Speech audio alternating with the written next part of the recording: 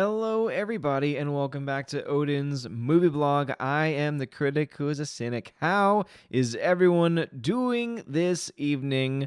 Hello, Bruce, Venom, Broly, Tina is here as well. We got Dion CF Productions coming to you another stream. We've got the Senate, Jeepers Turtle, Keck 44, Hypern X13, G Monkey 76, Rhaegar Targaryen, Slicer Neons, Micah Martinez, Riff Magos, Bruce, Zach, Greg, Laura, Ryan stole my fan fiction story. Nickel Noodles is here as well. Super Anime Gamer says, "Heyo, how are you doing this Saturday evening? I am doing just fine. How are you, Super Anime Gamer?"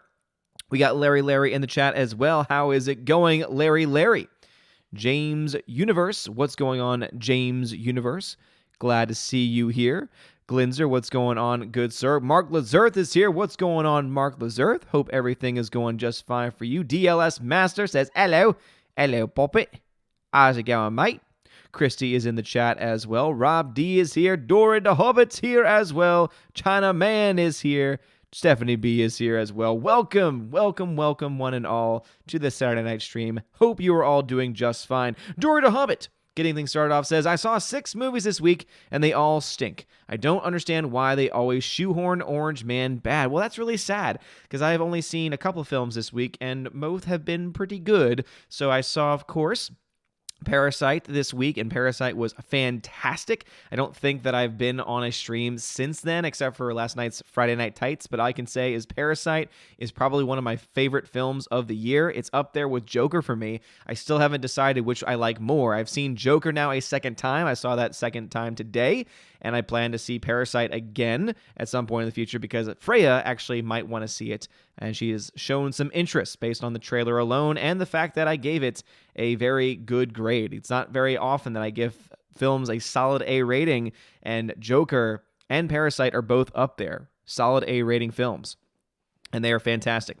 Sierra Productions, what's going on? He says, "It's old." And what's going on, man? How is it going? John Early says, "Allfather, do you like frosted mini wheats? I like pumpkin spice flavored frosty mini wheats." Well, that's kind of random, but I'm not. I like cereal somewhat, but I'm not a cereal connoisseur. I don't really have cereal that often. Never was a mini wheats fan myself. Micah Martinez says, "Have you gotten the chance to see Dr. Sleep yet? I'm going to see it tomorrow." So here's what happened earlier. So I got a ticket to see Dr. Sleep today. I was going to the theater. I'm like, oh, this showtime is perfect. It's going to be great. I get to the theater. I get my ticket. I get inside the actual ticket booth. And then all of a sudden, I realize, wait a minute, this movie doesn't have a showtime at the time that I'm going to see it, because the ticket that I had was actually for a Monday screening. So when I opened up my Atom Tickets app and clicked on the theater, I bought the ticket assuming that it was already preset to today's showing.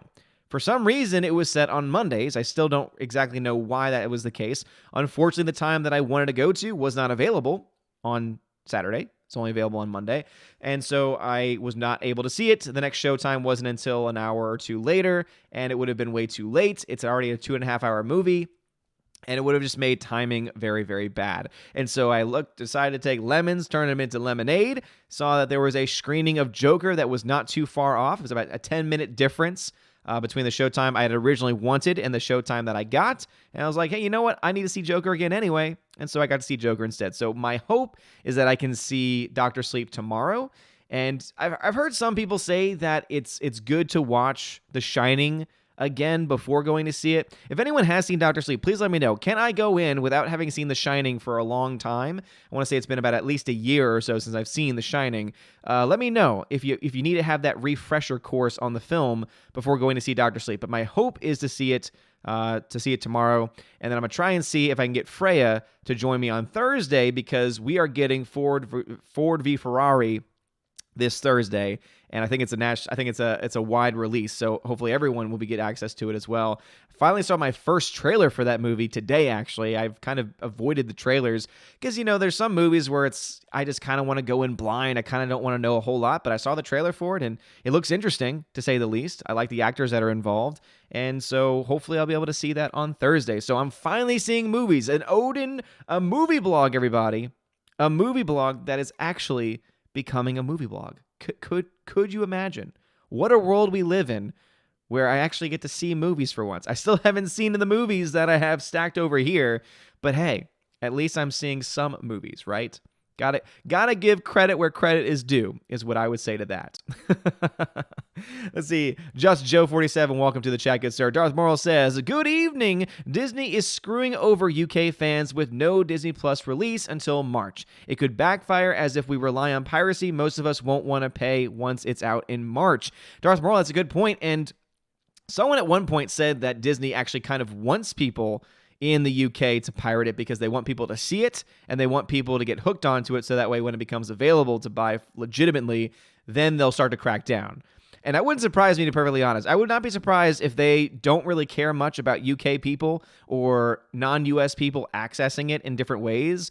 You know, obviously they'll care enough, but I could see them totally relaxing their normal, we're going to take you down and we're going to take everything from you mentality when it comes to that, because they very much want people to actually watch the show.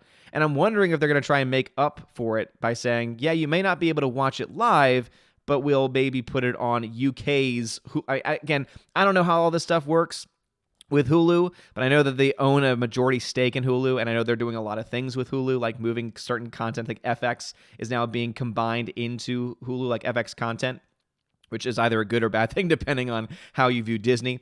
But I would not be surprised if there is a UK version, just like there's UK versions of Netflix with different access, like different shows, different movies that you could get access to. I'm interested to see if they maybe try and do something like that with Hulu and say, oh, if you're in the UK region or if you're in a non-US market, you'll get access to it. Maybe not right away, but at least not having to wait until March. It's going to be interesting to see what they do, because really the only options are that they give you a legitimate way or that you are forced to pirate it. So I don't know which one they would rather have. I'm assuming it's the one where they get money. Alice McCarthy says, howdy, Odin. How's it going? Watching Hobbs and Shaw with the wife again. Subjectively, I love it because remind me of the 80s cheese action. Well, Alex McCarthy, that's a surprising response from you, because I'm surprised you're not watching AEW's pay-per-view tonight. Isn't the AEW pay-per-view tonight, man? I'm surprised that you're watching Hobbs and Shaw, which is just not a great film, man. I'm sorry. It's just not a good movie. Jace Doe says, from a favorite Robin Williams show, Mork calling Odin, Kamen Odin. Nano. Sisa Neon says, Odin's alive? Yes, indeed. Hunka Chunky Funky Monkey. Good evening to you, good sir. Must be very late where you are, seeing that I think now we're back at the same schedule as we were beforehand. Mr. Peabody over up on D-Live, what's going on? We got a few people watching over on D-Live. Mr. Peabody's the only one active in the chat. He says, did you get to see Dr. Sleep? So I did not. I mentioned that just a few minutes ago, that I ended up getting the wrong day. Got the ticket for the wrong day's show of that movie, so I was not able to see it today. Saw Joker again. I'm going to try and see it tomorrow. And he also says, I was going to send you another movie, but you haven't watched the others I sent, and the others sent you heaps, so no more for you. Peabody, hey man, that's totally fine. As much as I appreciate movies being sent my way, yeah, I've got a plethora of films to catch up on, that's for sure, in addition to the new releases that I need to actually see in theaters. HyperNex13 says, how's life, my brother? Oh, life is going just fine, good sir. Video that I did today, it's never easy to say you're wrong, but I made a mistake. It was something that was called out very quickly when I released my video yesterday, and I own it. I completely own it, and I apologize for the mistake, and hopefully we can grow together, or more specifically, that I can grow, and I think I have, because I think it takes something to admit that. Venom Broly 93 says, the children now love luxury. They have bad manners, contempt for authority. They show disrespect for elders and love chatter in place of exercise. Children are now tyrants. Plato. Damn, man. I've never heard that quote from Plato before, but it's amazing how Greek philosophers knew so much more about the state of our world than it seems even people in 2019 know about the state of the world. It's truly amazing how we look back at those, seriously, the giants of intellectual philosophy, and how just amazing they truly are. It's truly fantastic. So thanks for that quote. Super says, I'm good writing a research paper on 19th century revolutions because I'm a nerd and hating myself because I only gave myself 5 days to do it. Hey, man, that is the life of a student right there, giving yourself very minimal time to do something, even if it's something that you might enjoy talking about. Mark Lazur says, I saw Parasite. It was weird, but I enjoyed it. It definitely was weird, but I like it a lot because with Lighthouse to me is more of an art house type film where there's just a lot of really weird things happening and there's a lot of symbolism and you could interpret things in a wide variety of ways. Parasite really isn't like that. Parasite is actually a pretty straightforward story, but it's just so unique and so different in the story that's being told in the first place and the way they go about it. That's why I love it. I love the story of Parasite so much. Let's see. China Man says, I've seen Dr. Sleep. I really like it. Well, I'm glad to hear that. I know that there's a bunch of people that I've been hearing from that have liked it. HyperDex13 says, my brother, is it okay to discuss spoilers for both Joker and Parasite or prefer not to? Joker's been out for 36 days. If you have not seen Joker yet, and you were planning to, it's been 36 days. It's been over a month since that film came out, so I would say Joker is fair game. Parasite is only available in certain markets. It's becoming more widely available, but still hasn't been made fully available yet, so I would hold off on Parasite, but you can go right ahead and talk about Joker, man. Rosetta Allen says, I hope you were having an amazing night. Anpetu Waste, my fandom brother. No problem at all, Rosetta Allen. Michael Martinez says, have you tried Sprite Water Spice Cranberry? It's actually pretty good. No, but I've seen that trailer now 3 times this week going to the movie theater, and I hate the trailer. I hate the trailer because they take a holiday classic song and modernize it with hip-hop, and Odin does not like that. Odin is not a fan of what they're doing and how they're doing it. Lethal Wick over on D-Live. What's going on, good sir? Says, Joker will beat crap fate next week. There's Lethal Wick. There's a very good chance. The only thing that could keep that from happening is the fact that Joker will be in much less screens, but I still think it could do it. I think that even though it'll be available in less screens, it'll still do more business. And based on what I read, so there was a Forbes article today that actually covered this, and it seems that we're likely going to see Joker hit the $1 billion mark by next weekend because it's going to get probably to $980 million based on projections, based on estimates. It's probably going to get to around $980 million this weekend. We'll probably make another $20 million over the next week. So next weekend, it'll be a very awesome weekend. Absolutely. All right. CI Production says, He just says, I'm doing. Okay, gotcha. Eating turkey meatball sub and leftovers from Texas Roadhouse for dinner. Texas Roadhouse. That sounds delicious. I had some Puckett's tonight, which has some very good barbecue, but I had the burger with some sweet potato fries with a fried egg on top. That's some good eating right there. Entertainment Hacker, thank you for the super chat. I appreciate you very much. Good sir. John Early says, Allfather, Coke or Diet Coke? Neither. I'm actually not a soft drink person. If I had to choose between those two, it would be Coke because Diet Coke is just disgusting, but neither. Mexican Coke, when it's made with actual cane sugar, that's pretty decent, but I remember, I think it was for Lent one year, as a Catholic, right? For Lent one year, I gave up soft drinks and I just never went back, and I'm glad I didn't. Really, the only things I drink now are milk, water, and then things like Powerade or iced tea. So, not the exact same, though, as that, the fizzy drinks, right? The fizzy lifty drinks. I stay away from the fizzy lifty drinks. Darth Merle says, it's so funny that Good Morning Britain continues to embarrass the British public by inviting snowflakes who want to ban clapping. When I heard, I couldn't stop laughing. Yeah, I forgot that was Good Morning Britain. I thought that was Good Morning America because it wouldn't surprise me if it was on there either. But yeah, man, the ridiculous stuff that they're coming out with nowadays. Now everything is becoming offensive, right? Now it's, you can't clap. You have to do the jazz hands. But then pretty soon, 4chan is going to take that, is going to turn it into a fake hate symbol, and then they're going to say, we can't do this anymore either. It's so insane. It's so insane that these people are so idiotic that they can't see the common sense that's right in front of them, which is that, okay, this thing means okay. It has been used for decades upon decades upon decades. And it was 4chan. You can trace this back. 4chan decided to troll people by saying, oh, it's actually a white power symbol. It's insane. It is absolutely insane that that's what's going on.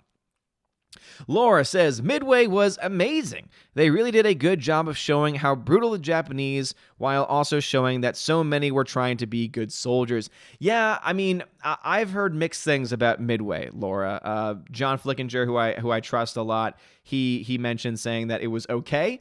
He didn't love it. He didn't hate it.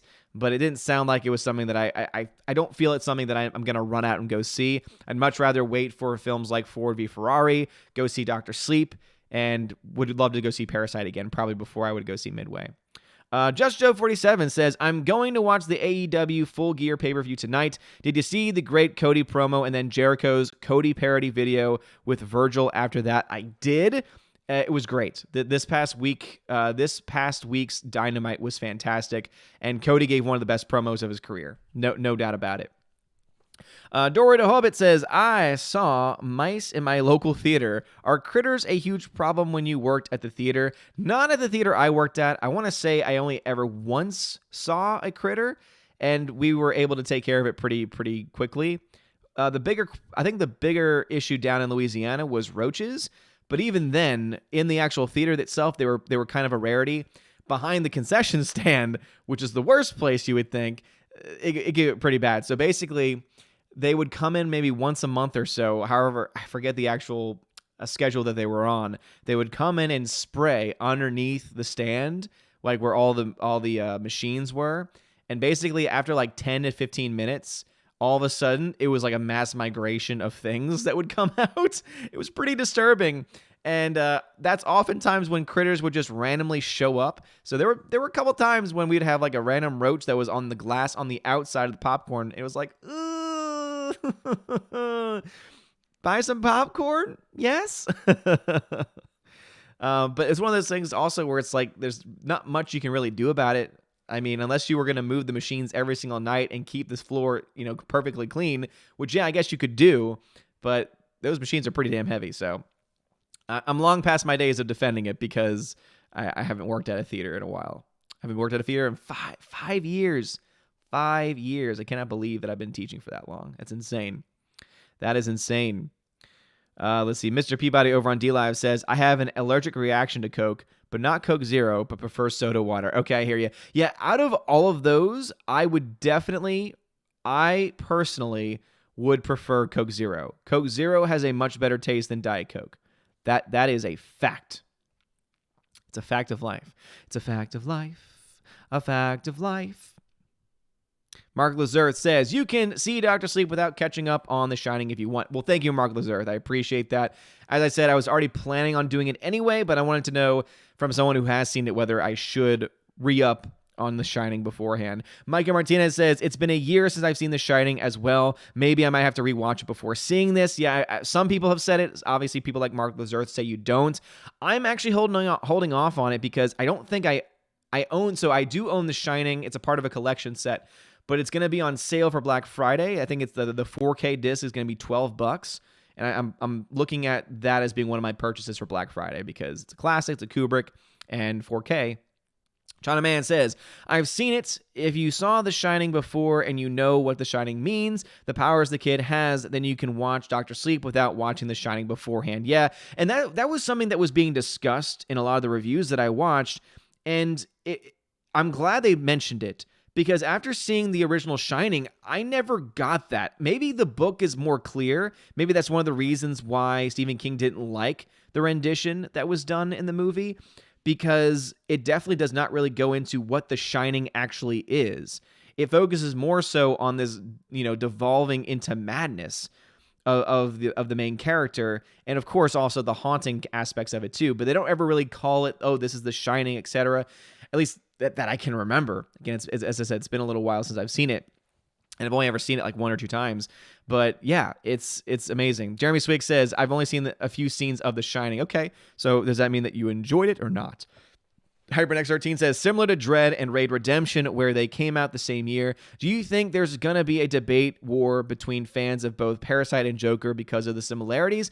No, because I don't think there really are a lot of similarities between them, to be perfectly honest. One is about a family of people that are experts at conning people. It's a family of con artists, where the other one is about someone with, is about a man with mental illness and the journey that he goes on. I think that they're very different films. That's why watching this film again, I was thinking of all of the comparisons that have been made between Joker and films like Taxi Driver or King of Comedy.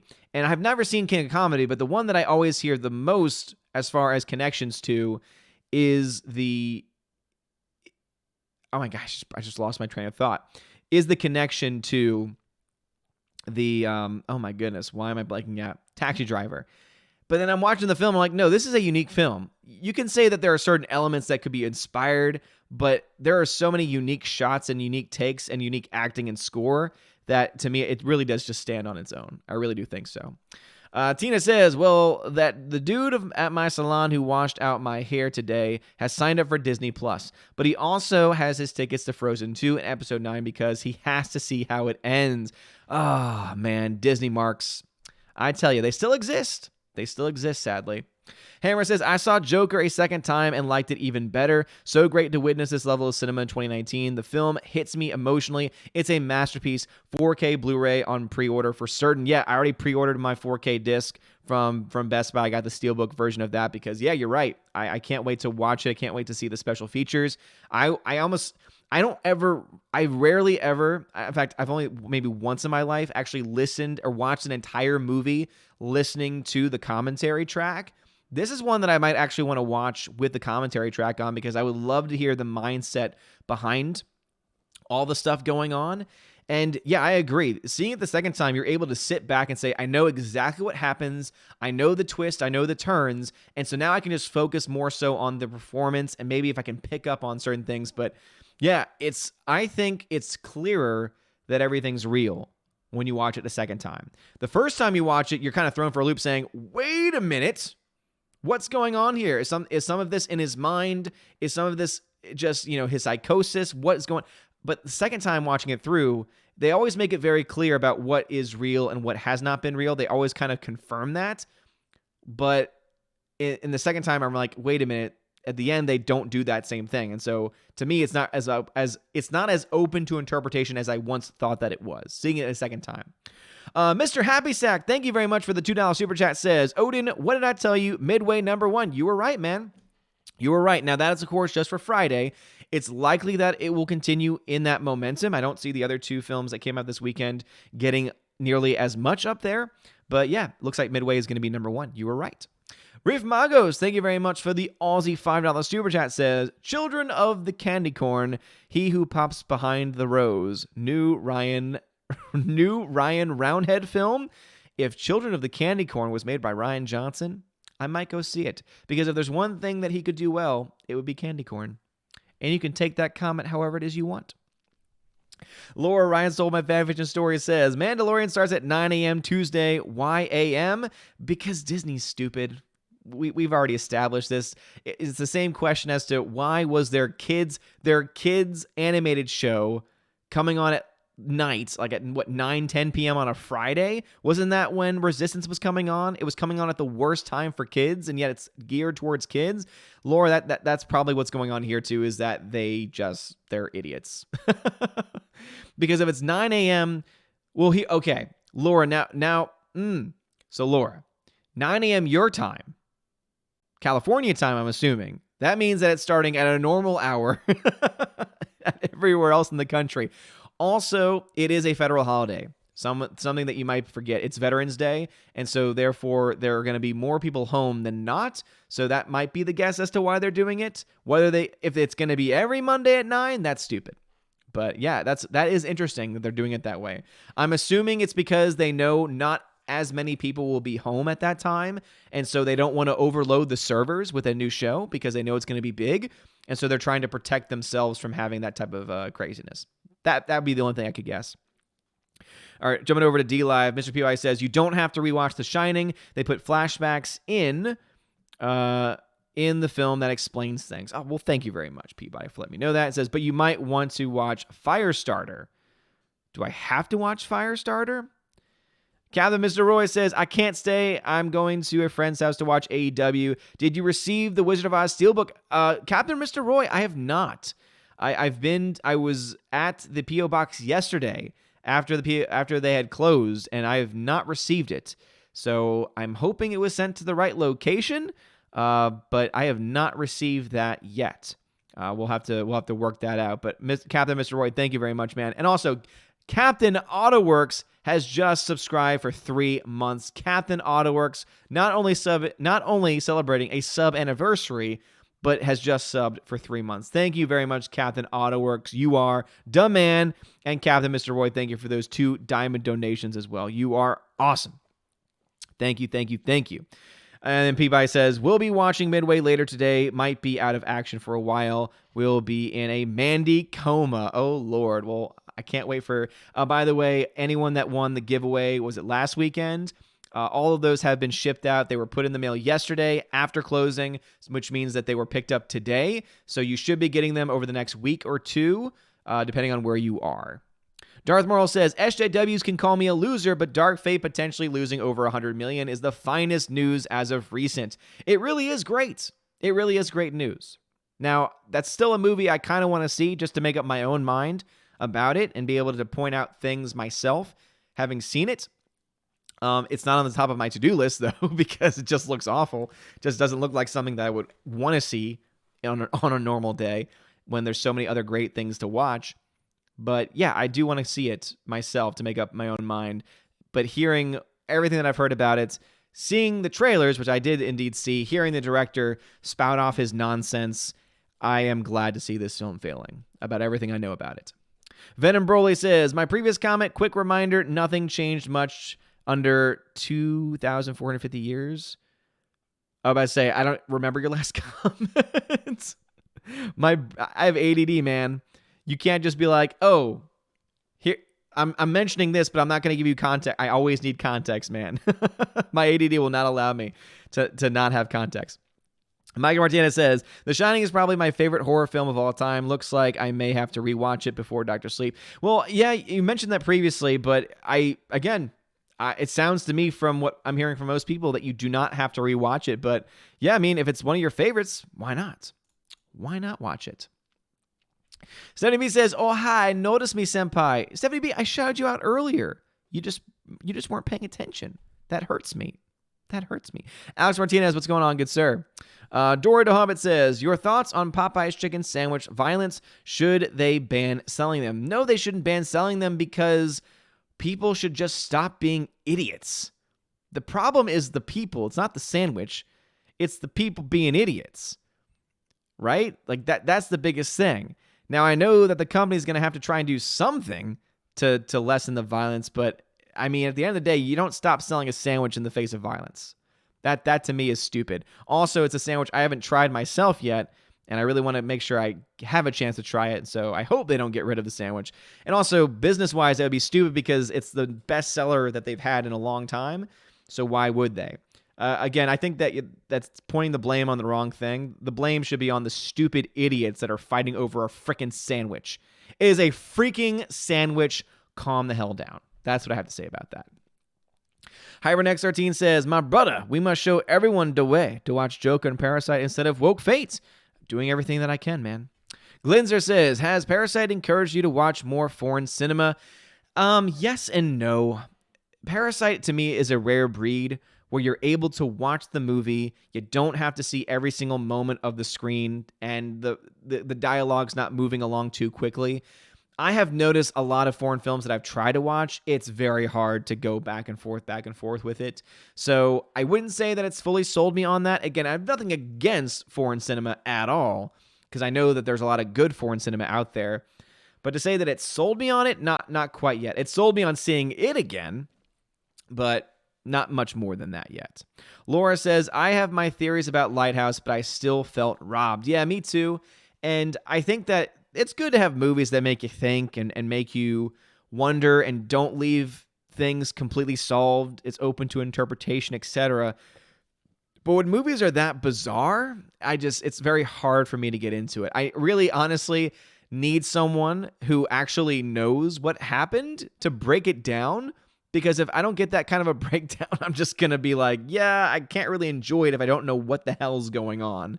Because there are so many great parts of that movie. They could have made that movie without all of the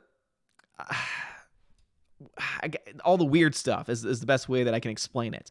All the stuff with the mermaid and the octopus, like these random things and random shots that you see, like that stuff to me was completely worthless. And that's just me. Like that's just my own thought. I think that they could have made a great film about two guys going insane without it. But that maybe that's just me. Hypernex13 says, so was I right, dude? A lot easier to grasp than Lighthouse. Oh, a hell of a lot easier to grasp than Lighthouse. That's for damn sure. Laura says, I felt like everything in the Joker movie was in Joker's head. And I will say, seeing it the second time, I think it's very clearly all real based on how they present the information. Because it's always clear, whenever there's something in his mind, they always, in the movie, they set this law, right? They set this rule. They will always show you what's actually happening. And it will always be clear that this is what's actually been happening the whole time. You don't get that at the end of the movie, though. Like, in the end of the movie, you still see he's a guy that was beat up because you see that he's got, the cut on his finger. And it's very clear that it's not too far removed from what had just previously happened. And also remember that literally as he's on top of the car, basking in his glory, you hear the cop siren in the background getting closer. So it seems to be very clear that he gets arrested once again. He actually gets put into Arkham Asylum, and that everything actually happened. Nickel Noodle says, it looks interesting, but why is it called Dr. Sleep? It sounds like an amateur wrestler's name. Yeah, I'm not sure. I wouldn't be able to answer that question. Venom Rolling 93 says, no Joker in VO in the cinema in my town, only dubbing and voiceover in my town. No way I'm watching a movie dubbed. Yeah, and I know that some people feel that way. I personally don't mind dubbed versions if that's all you got. I mean, I know that we would always much rather hear the actual voice of the actual actor himself. And it seems like you have a pretty good grasp on English, so I'm imagining that it wouldn't be that big of a deal. But yeah, I can see where you're coming from. Hypernex13 says, dude, I'm trying so hard not to spoil, but I was so heartbroken at the end of Parasite. I feel like the son should meet Arthur Fleck, if you know what I mean.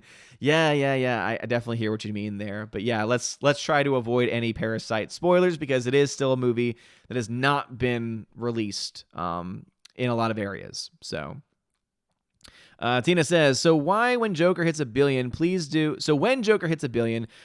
a video kindly and politely rubbing the fact in John Campia's face. If someone can find me the footage of John Campia saying it's not going to hit $1 billion, that would help even more because then I can have a video of us watching the video of him saying it's not going to make $1 billion, because that reminds me a lot of when he was talking crap about Aquaman. And keep in mind, Aquaman is a movie that I gave a C+ to. I was not a huge fan of Aquaman. I thought there were a lot of flaws with Aquaman. It's a hell of a lot better than a lot of stuff that happened in the previous DC movies, but it still wasn't perfect, right? It wasn't. Shazam to me was the best DC film in the DC extended universe. Of course, we could talk about Dark Knight. We could talk about Joker being great independent films that stand on their own. But in the DCEU, Shazam is leaps and bounds the best. I would then put Wonder Woman, and then I would probably put Aquaman after that. But with all that being said, the best part about the whole thing was that it was caught on video saying, oh, it's never going to reach $1 billion. It's not going to do well at all. And someone cut those scenes in and then had the actual box office numbers in the background. It was great. So I would like to be able to do that when it does hit the $1 billion mark, likely next weekend. GMonkey76 says, Midway has a 40% critical and 90% audience score. Guess they don't like the white male killing Japanese sailors. As long as it's not a love story like Pearl Harbor, I might have to see it. And that's what I thought it was going to be. That's what I kept hearing from people watching the trailers, that it didn't seem like it was going to be grounded in reality. But based on Laura's take on it, it sounds like it might actually be more grounded in historical fact, which I always do appreciate a lot more in movies. Especially if they're not going to be, like, as you said, not like Pearl Harbor, where it's just a love story, and it's just, why? Why are you taking an actual historical event and turning it into something that it does not actually have to be? Let's see. Keg44 says, have you heard any rumors about Midway? No, didn't seem like a movie that would have a lot of rumors around it. Micah Martinez says, who would ban clapping? These NPCs are so dumb. Yeah. Dumb people would.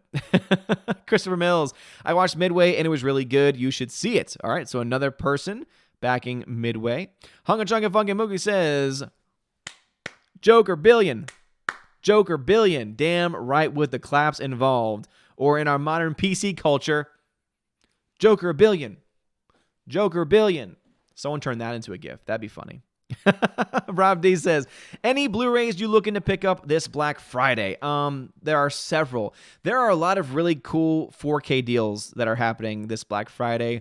The only one that I can remember off the top of my head, because there's like a bunch of lists, and I've looked at some of them, but there's still a few. I need to like actually look at my collection to see what I have, because sometimes I forget what I even already own.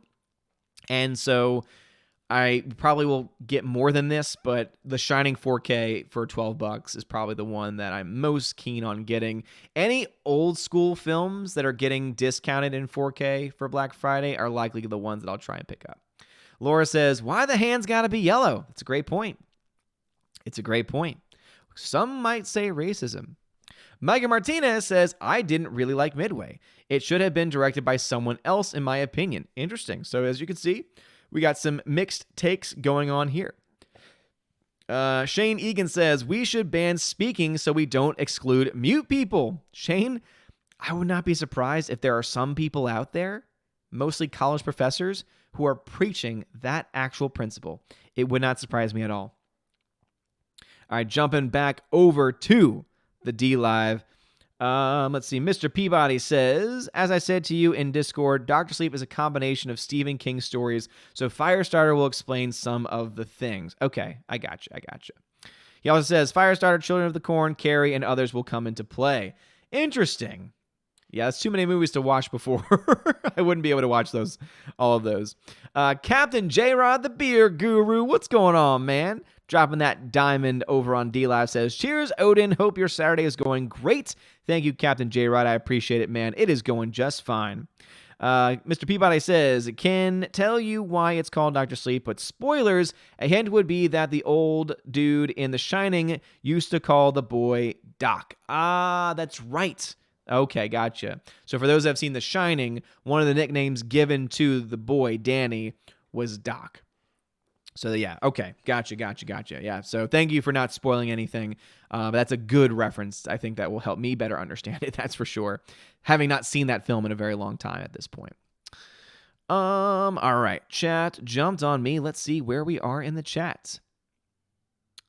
All right, it looks like the chat has skipped some people. Very sorry about that. I'm at 722 in the chat. It's 737 where I am, so I am behind. But again, if your chat was skipped, I am very sorry. Laura Ryan stole my fanfiction story. Thank you for the $2 super chat. Says, history major me can vouch for the Midway accuracy. Well, glad to hear it, Laura. Thank you. I always forget that. Well, thank you for confirming that. Glad to hear that it is not taking liberties with the history. Alex Martinez says, the chicken sandwich, if you haven't heard, doesn't warrant people getting into fights, arguments, damaging their own vehicles, and worst of all, murdering somebody else over it. No, it doesn't. And you know what? It reminds me a lot of Black Friday, where people will trample others and kill others in order to get a freaking item, right? And it's something that's happened so many times beforehand. People just fighting over the dumbest things, and it is really sad. So it sounds to me like instead of focusing on the sandwich as the problem, we should focus on culture and society as the problem, and really should try and be like, how can we try and change this for the better? How can we really try and improve society so that we're not fighting over a freaking chicken sandwich? Lord Almighty. Let's see. Shag No Roman. Thanks for subscribing to the channel. Size of Neon says, got harassed by a yokel who said Dark Fate was a 7 out of 10 if you don't consider it as a Terminator film. I said Dragon Ball Evolution was objectively better since it didn't kill the franchise. Ba-dum-cha. I like how they still go 7 out of 10. So they're going to freak out defending the movie, but they're still going to give it a 7 out of 10. Okay. That makes sense. Oh, I see Anti-Trekker in the chat. I see Anti-Trekker here. What's going on, Anti-Trekker? How are you doing, good sir? Glenzer says, not all commentaries are created equal. Obviously, Criterion usually kills it. I assume that they would. Micah Martinez says, I was surprised seeing Midway being number one on Friday. I thought it was going to be Dr. Sleep, but oh well. Yeah, I thought so too. But then when you take into account just the fact that a war movie will usually tend to be pretty successful and will be able to, I would say, branch out to several different demographics. Dr. Sleep was always going to be for, I would say, a specific demographic of people because it's going to be a thriller. It's going to be somewhat scary, I would say, based on the trailers, based on what we know about The Shining as well. So only certain people are going to go see that type of movie. Midway, war film, is a little bit more palatable. And so in retrospect, it doesn't surprise me all that much that you have a war film performing better than a thriller horror drama. Hammer says, Mr. Halloran explains The Shining to Danny in the Kubrick film. Oh. As I said, it's been a long time, Hammer, so thank you for clarifying that. Laura says, no, silly, 9 a.m. Eastern time. Damn, so would that be 6 a.m. Cali time? 6 a.m. Cali time is when they're releasing it. As I said, I'll go back to the point I made previously. It's probably because they don't want a massive rush of people watching it all at the same time because I don't think their servers will be able to take it. Christopher Mills says, it's my birthday Monday. Well, happy early birthday, good sir. HyperNext13 says, dude, I can't believe somebody got killed over cutting in line for buying Popeye's chicken sandwich. Happened in Maryland, crazy world we live in. That is insane. But also, to be honest, it doesn't surprise me because we've had people in America do crazier things. As I mentioned before, we have stampeded. We've had people stampede, crush people because they want to get a television set for like $100 or a couple $100 cheaper than usual. That to me is that's equally as sad because it's just you're killing someone over a sandwich is bad, but a group of people trampling someone to death and it almost happens every year, that is pretty bad too. Tina, thanks for letting them know how to contact me. Grandmaster Yoda says, China's film rules are corrupt when time travel is not illegal in China, looking at the UN game. Peter Han says, Solo is greater than, still more profitable than Dark Fate. We have to wait and see what Dark Fate makes.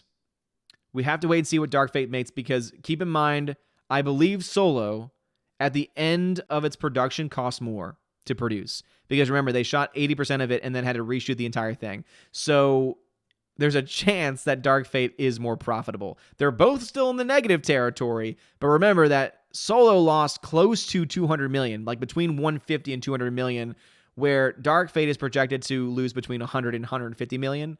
So there's actually a very good chance that Dark Fate technically is more profitable. Micah Martinez says, I'm waiting for Dark Fate to come to my $2 AMC Classic Theater on Redbox. There's no way I'm paying $10 for that. I don't blame you at all. Micah Martinez says, what is your favorite Christopher Nolan film? Mine is Dark Knight. Mine would probably be Dark Knight as well, though I do also... Oh, man. Memento is one that I want to go back to, though. But yeah, Dark Knight and Batman Begins are both really great. Venom Burley 93 says, context. My previous comment was about Plato. Thank you, Plato. Okay, now I've got context. Plato was born in 429 before Christ, so about 2,449 years, and what he said about young still available nowadays, elder complaining about youth. Thank you, Venom Burley, for the context. Yes, now I understand it. Now you're speaking on my level, good sir. So thank you for that. But yes, it's amazing that Plato, that existed over 2,000 years ago as a Greek philosopher, knows much more about modern-day culture than a lot of people living in modern-day culture. The fact that you've got people saying clapping is offensive, Plato would look at that and go like, excuse me? What did you just say? Clapping is offensive? Let's break down philosophically why that's a stupid idea. Laura says, after Lost, my go-to theory for weirdness is purgatory. Laura, I understand. Having never seen Lost, but knowing the ending or knowing parts of the ending that have been explained by people that got pissed off about it, that does make some sense to me. Super says, speaking of foreign films, have you ever seen Son of Saul? I highly recommend it. It's amazing. I have not seen it. I believe I've heard of it, though. Laura says, so in Joker, everything actually happened except what they told us didn't happen. Goodness, I love that movie. No, seriously, Laura, and obviously there might be things that I'm missing too, right? Because I'm not saying that my theory is better than yours or anyone else's. It's just after seeing it a second time, I really step back and I'm like, wait a minute. Anything that's in his dream, they always make it clear, or rather, anything that's in his head, they always make it clear it's in his head. So he thinks he's on the Murray Show first, and then they show him watching the Murray Show. So he's obviously that was fantasy. Then all of a sudden you have the relationship with Zazie Beetz' character, and then they at some point show you, oh, she doesn't know who he is. So that was clearly also on his head. And what do? They show you back. Oh, let's go back to those scenes and say, yeah, clearly that she wasn't there. They don't do that for all the things that happen after, like killing Murray and getting hit by the ambulance, etc. So because they don't do that, based on that and based on what they had previously established about how the rules of the movie seem to work, seems to indicate that all that stuff would have been real too. I could be wrong on that, but that's how I'm personally understanding it. Tina says, here he goes with Aquaman again. Aquaman rules. Don't cross your Valkyries again. I will continue to speak the truth, Tina, whether you like it or not. GMonkey76, dubbing, okay. Subtitles, no. I see a movie to be entertained, not to read. I have no problem with both sides speaking English in a World War II movie, says GMonkey76. And you know what, GMonkey? I definitely understand where you're coming from. I understand both sides. Because as someone that doesn't want to read either, I am one that's very sympathetic to saying, I don't mind dubbing if it's done well. If it's done well. Animes, I think, usually have very good voice actors that come in, do the dubbing, and it works out pretty well. There can be obviously situations, especially with non-anime movies, where the dubbing might not be nearly as good. I'm thinking back of old school Jackie Chan movies that got dubbed over and they were just awful, or old school Godzilla movies that got dubbed over and it was so bad that the disconnect was so bad. So I can understand why people would be anti-dubbing as well. But yeah, I'm right there with you, man. I know what you mean about not wanting to read. Venom Broly says, there are a few doubler voices that are easy to spot. Cop and Flipper, same voice, then Goku. Angel, Buffy, Sentinel, old Canadian series, same voice, then Raziel from Soul Reaver. All that stuff went over my head. All that stuff just went over my head. I got Goku. I understood Goku and Buffy. That's about it. Venom Broly also says, so it's boring to always hear the same voice dubbing. Okay, yeah, I definitely understand that. All right, chat jumped again. Here comes the sun. Do. All right, looks like no comments were skipped this time. That's a wonderful thing. All right, Glinzer says, would you rate Eggers' first movie, The Witch, better or worse than his second, The Lighthouse? I'm about halfway through The Witch, and I'm not a huge fan of it, to be perfectly honest. It comes across, and this is just me, it comes across as very pretentious. I don't like pretentious filmmaking where it's, oh, look at me, I'm an artiste, and we're going to do things artistically. It just always drives me insane. It drives me up the wall, and that's why you get worried with things like that. That's why when I heard Parasite, I'm like, it could go there. Luckily, it did not go in that direction at all. But if I had to compare the first half of The Witch that I've seen and the entire movie of The Lighthouse I think is better. Thank you, Tina, for letting them know how to contact me. Hunga Junga Funga Monkey says, ban walking to we cripples don't feel excluded. Again, they're definitely going in that direction, and it's sad. Tina says, did you see the video I sent you, which was covered on Friday Night Tights after you left the stream? If not, it's crucial for every content creator. That's my PSA for the night. If you're talking about the one from Markiplier, I have seen that video, and it is extremely important. For those that have not seen it, Markiplier basically called out YouTube because a lot of his fans were watching a series that he did where it was interactive content that required them to use emojis or emoticons. And basically, the people that were using the emoticons on his channel got their channels taken away. And then they also appealed it, and they were told, oh, we have manually reviewed it, and everything stands the way it is. You're still deleted. And so then YouTube, apparently, he reached out to on Twitter, YouTube responded saying, "Oh, we've reinstated them," and he's like, "No, some of them are still not reinstated. I know that you like to be secretive about these things. I know we don't." Basically, he called him out and said, "I know you don't like to be transparent with these things, but maybe it would be a good idea for you to do so." So yeah, be very careful with how you chat, apparently, because you could get banned for no reason. Alex McCarthy says, "Aren't jazz hands offensive to blind folks? You would think so." Hybrid says, "As a matter of fact, you know what? Screw the Batman and Joker crossover ideas. I want to see Kai Wu, Parasite's son, meet Arthur in the sequel to Joker from Korea to Gotham. Now, that would be cool. I would like that." Laura says, "Midway is worth seeing for the depiction of Pearl Harbor bombing and the dive bombing." Okay. Would you say that the visual effects were very well done, Laura? Let me know. Thank you, Steph, for telling them how it's done. Dory the Hobbit says, "Your thoughts on Josiah Rises calling Rotten Tomatoes movie critics racist for giving Black and Blue a low score." I've not seen his video to be able to see his mindset and justification for saying that. But yeah, I think that when you talk about wokeness, when you talk about SJWism, there really is this level of racism and sexism that's intertwined with it. And I think that it's something that should be exposed a lot more often. So I would say he's probably right. I just haven't seen the video, so I can't speak to it directly. Bruce says, "I'm an old school Tora Midway's fan. Pearl Harbor was a joke that killed those kind of remakes for me. I'm glad to hear Laura liked Midway." And it sounds like a couple people in the chat liked Midway. Darth Morrill says, "SJW's created Rainbow Poppy. When will they duck off? That is represent our troops, not the 100,000 genders." Rainbow Poppy. Okay, that I didn't get that reference. George B.D. Lucas says, "Odin, I want to stay, but Common Ground stream coming up in 20 minutes. Please watch the Common Ground stream." I know that there are a lot of people here that might be waiting for that. Jeremy is going to be facing not just his haters. I think that there might be one or two haters in there for sure. But there's also going to be some honest people that are just wanting to have a conversation with him. So it should be pretty cool. In fact, that reminds me, I kind of want to see, because Jeremy's mood could be explosive depending on the score of his precious. I'm not into sports at all. Not really my thing. Let's see. Oh, no. Number 2, LSU ended an 8-game losing streak to its SEC West rival with a stunning 46-41 victory over number 3 Alabama. Alabama lost. Oh, Jeremy is going to be so salty. Oh, boy. That is going to be quite a stream. I just assumed that Bama would win, but oh, boy. That's going to be interesting. Laura says, "Stop. Kalita. Don't. Yes, I get you."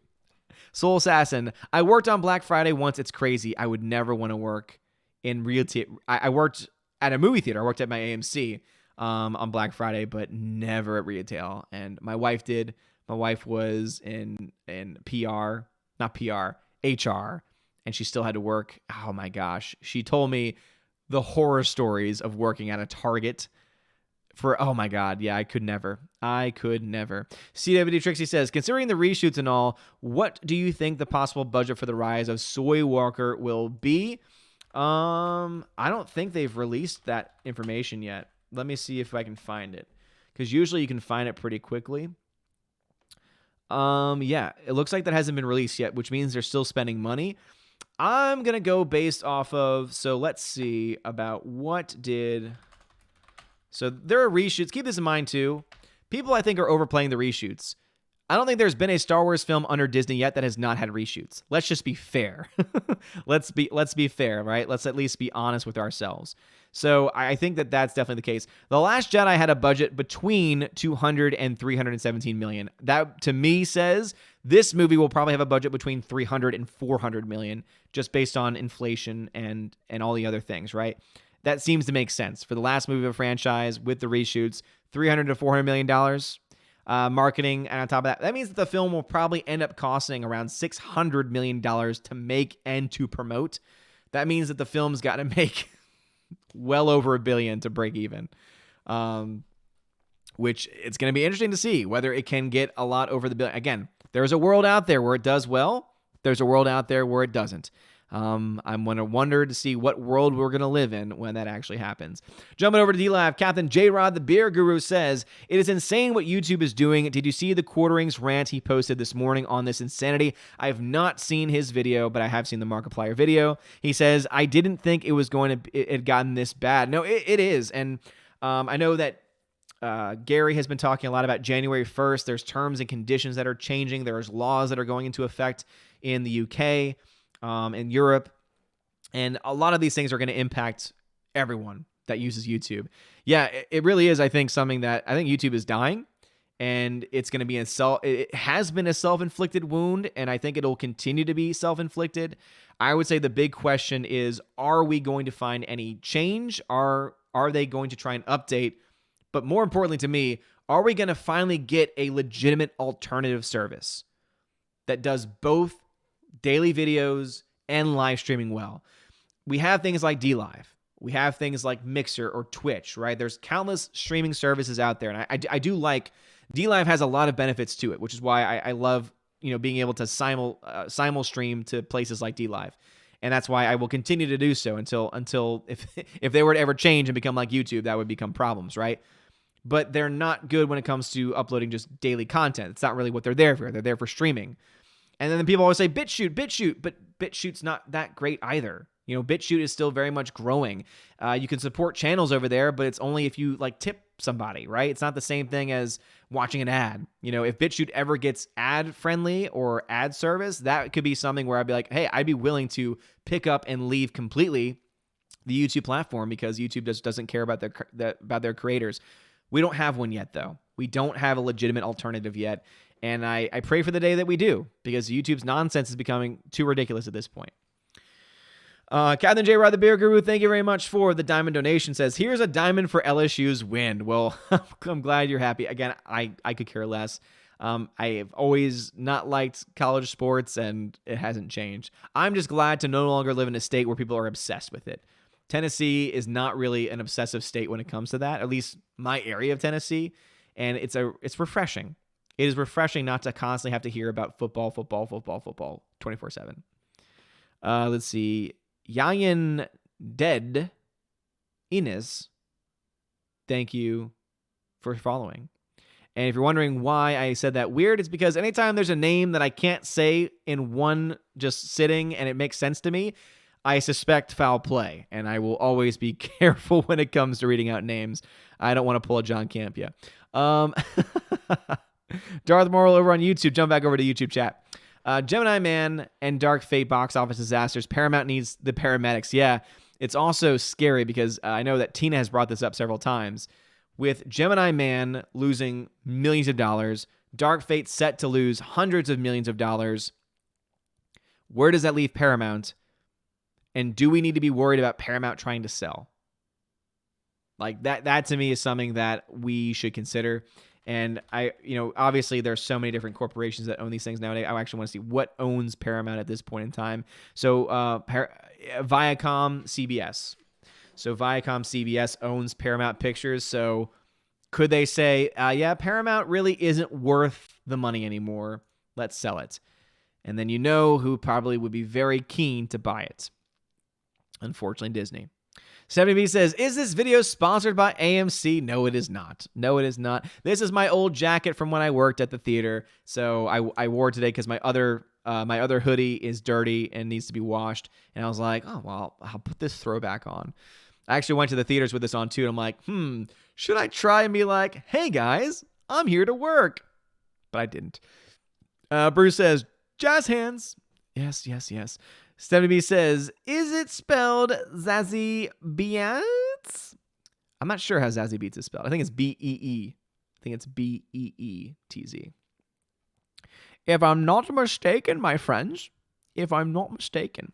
All right, chat, jump on me once again. We got 385 people in here. Wow. Smash that like button, people. This is now 3 straight streams of over 350 people. That's insane. Thank you for being here. I'm sure a bunch of people will probably end up going to watch the Common Ground stream when that starts pretty soon. But even if you're here for a little bit, thank you. And if you could drop a like, It would mean the world to me. Thank you, thank you, thank you. These streams have been so much damn fun. China Man says, 2019 is a great year for movies. The upcoming months have some great films coming out. I'm seeing Ford v Ferrari on Wednesday. I'm going to be trying to see it on Thursday. It might be a movie that the wife wants to see. And so before I buy my ticket, I'm going to talk with her. Robert Frey says, did Fleck's coworker give him the gun, or was that in his mind? He did give him the gun because they never go back to say that he didn't. And he has the gun throughout the film, too. So, they pretty much established that the dude is kind of a scumbag, which is why he kills him. Laura says, Jackie Chan's Legend of Drunken Master is the funniest dubbed movie I've ever seen. Yeah, I've never seen that film, let alone the dubbed version, but I can imagine it's probably pretty damn great. Jeremy Swig says, horror movies bore me, but I would scream and cry if they did a Loriana Bobbitt film. What is that? Please explain. Jordan got swag. Thank you for subscribing to the channel. Jeremy Swigs says, well, isn't Odin Question a geographic oddity? 20 minutes from every chat. It is a geographic oddity. You're right about that. 20 minutes from every chat. Who would have thunk? Zacharat315. Have you seen Batman Hush movie? No, I have not. Michael Martinez says, Ford v Ferrari looks fantastic. I can't wait to watch it next week. Same here. The first trailer that I saw today looked pretty damn good. Jay Stowe says, speaking of dubbing, I was watching a Godzilla movie and somehow the English subtitles were on with the English dubbing. Was so hilarious seeing some dub not matching the subtitles. Oh, I bet that was great. Because when they were doing, they rushed those dubs. That's how bad they are. Like, I remember even as a kid recognizing, wait a minute, that's not what they're saying. Their mouths aren't matching the words being spoken. What's going on here? But as a child, I wasn't able to know, oh, this was originally in Japanese, and it has since been brought to the United States. They realized, oh, we can sell this in the US. Let's just quickly dub it over. And we have what we have. Michael Martinez says, Black Friday is pretty crazy, especially the crowds. It really is. That's why I tend to try and stay out of the stores during Black Friday. I do most of my Black Friday shopping at home. Living close to John Flickinger this year, though, I kind of want to go Black Friday shopping with him because I always love his Black Friday videos where he's just randomly going out, etc. Though I don't think that will be possible this year because I'm going to be out of town for Black Friday this year. So maybe in the future, I'll be able to do that with him because that'd be fun. Maybe we can do some like pre-Black Friday shopping or something. But I do most of mine online anyway. Rhaegar Targaryen says, have you heard anything about Jojo Rabbit or the current war? Someone in the chat previously said the current war looked good. I don't think they actually saw it yet. And then Jojo Rabbit, I have not seen. It's very limited release, but it's been getting good reviews from critics. Michael Martinez says, my prediction for Rise of Soywalker is still 850 to 1 billion. For me as well, 850 to 1.1 billion is my range for it. Hammer says, Angry Jeremy will be most entertaining against Raylo Josh at the Den of Nerds. Yeah, that's right. I forgot that they're going to have that conversation. Alice McCarthy says, Gokes Tigers. I hate that spelling so much. Gokes Tigers. Honestly, don't care about LSU, but wife went there for a bit. Plus, well, I live in Louisiana, but I root for Clemson always because born and raised in South Carolina. Well, that's nice. I was born and raised in NOLA, and I don't give a damn about NOLA sports teams. And what annoys me the most is when there are people that didn't go to a school that are going crazy for it. Like there's so many LSU fans, and I'm like, oh, did you go? No. Did you have a child that went there? No. So why are you an LSU fan? Oh, because I'm from Louisiana, so I have to. No, it's, oh my gosh. It's so annoying. I don't get it. I don't understand it. I don't understand you, Lisa. Alrighty here. Let us see. Chat jumped on me again. Michael Martinez says, Disney better not buy Paramount. They already own enough. They do, but there's a chance. There is a snowball's chance in hell that they might buy it. Matt Gunn says, after you take into account the budget of a movie and marketing costs, wouldn't the money the movie makes past that be profit? Yeah, so the way that it works, Matt Gunn, is this. You take into account how much it costs to make a movie, how much it costs to promote the movie, then you have your total cost, and then you take into account, okay, let's look at the entire box office take, Keep in mind that the studio probably takes overall about 60% of that number. So let's use some round numbers here. $1 billion it makes. It means it would only get $600 million of that. So let's assume that it costs $600 million to make and promote Rise of Skywalker. It would break even if it hit $1 billion. Its break-even number would be roughly $1 billion. That's that's pretty problematic when you really break it down, right? So that's how the breakdown works. Rob D says, Odin, you're talking about movies. Kids watch movies. Therefore, this stream is targeting kids. Find FTC. Yep, that's what they're doing. Darth Morrill says, it's only going to get worse because Sonic the Hedgehog's budget has ballooned past $120 million. The chance of that movie doing well are so low. 2019 will be killing blow for Paramount, sadly. Yeah, that's right. They've already pushed that movie back to do the reshoots, or at least the reprocessing of the image for that character. Yeah, I forgot that was going to be a Paramount film. That's pretty bad. That is pretty bad.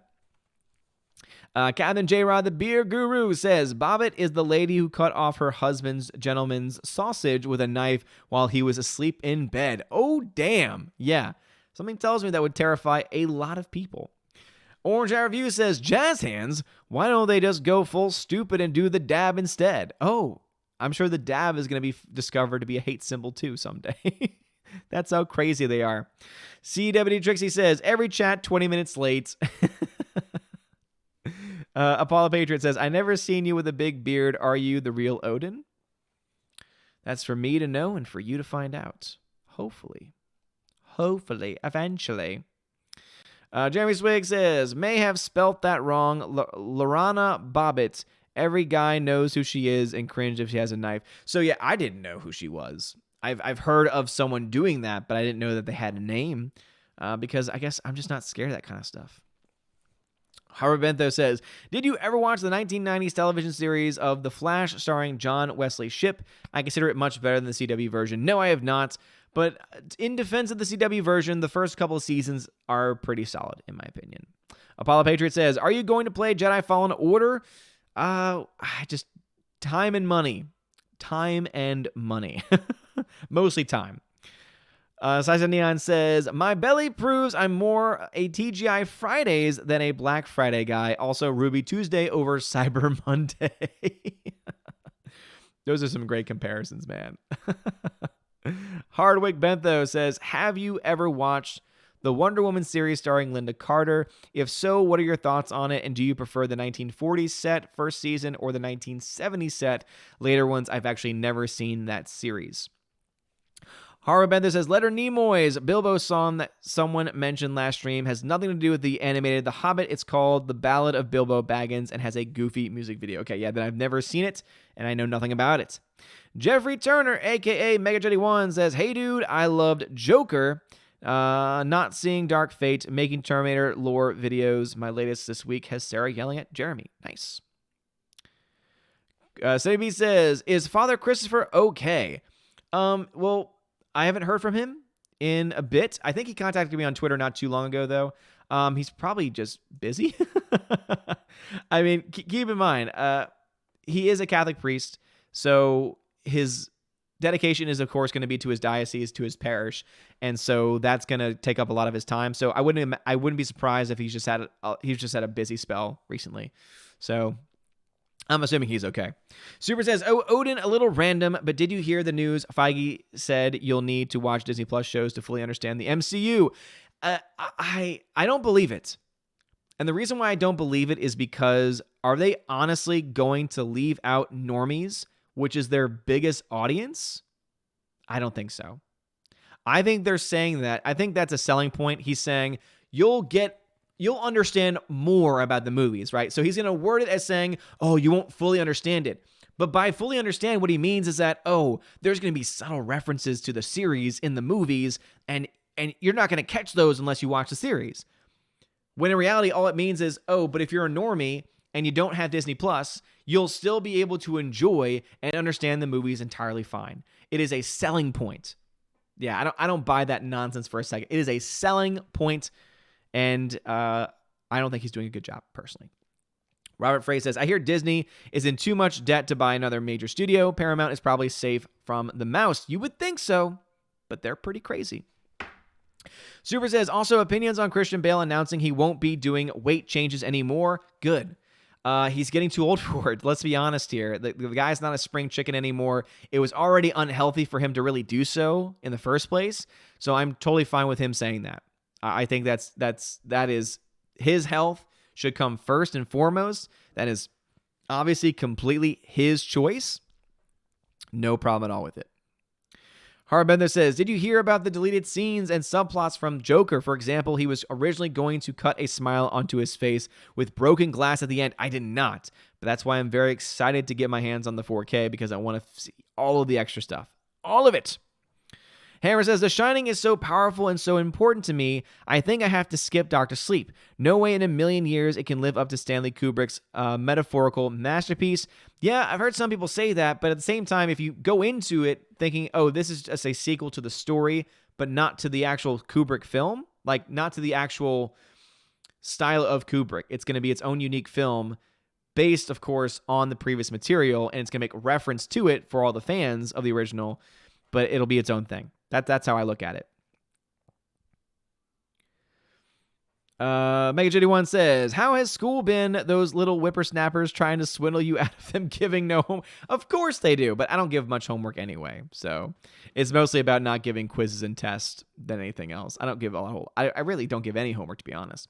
Super says, and the worst part about the Lorena Bobbitt story is that a jury found her actions justified since she was in a mutually abusive relationship and she got remarried to dude. Yeah, that's an interesting take on it, to say the least. An interesting take on it. Slipknot fan, which DC villain should have a solo movie next? I've been saying this for a long time, and it's not a popular answer, but I still want it. Clayface. I would love a live-action Clayface movie, not using CGI Clayface, but getting the visual effects team from Swamp Thing and making an actual suit for that would be great. I would love a Clayface. I don't know why. Clayface has always been one of those characters that I've loved from the animated series. I think that's the reason why is because the animated series episode on his origins is just so good, and I like it a lot. So I would go with that. Glinzer says, I'm afraid Dr. Sleep will be to The Shining what 2010 was to 2001. Haven't seen 2010, so I cannot speak to that. Alice McCarthy says, I had a bucket of Popeye's chicken strips yesterday and lived to tell the tale. Yeah, man, you're putting your heart at risk with that, man. HyperNext13, in my personal opinion, my interpretation is that everything was all in Joker's head. I love that idea where he really does drive all of us insane with the countless theories. Yeah, he definitely does, but yeah, and I can respect that, Hypern. However, if we're going to assume that at least something in the movie is true and accurate, then it seems to indicate that it's all real, except for what has been revealed by the movie to not be real, because it doesn't make any sense for in his own head to say, this is what happens, now let me give you a different shot to show you why. It just doesn't make any sense if it's not, if at least, yeah. It makes more sense in my mind to say that it all happened. Having seen it a second time, it makes more sense that it all happened. Harvard Benther says, from what I've heard, the deleted scenes from the Joker are not going to be on the Blu-ray. Well, that makes me very sad. Maybe it won't be on the Blu-ray. Maybe it'll be on the 4K. Sometimes they put it on the 4K disc instead, so I'd be happy with that. Jeremy Swig says, that's as bad as Casey Anthony wanting to have more kids. Yeah, that's not good. That is not good at all. We got 425 people watching. Holy crap. Welcome, everybody. And has the Jeremy Hate stream, or Common Sense, the Common Ground stream as it's now been redubbed, has that one already started? If that's the case, welcome to the channel, everyone, and thank you for your dedication. I hope you're having fun. I'm having fun. Let us see.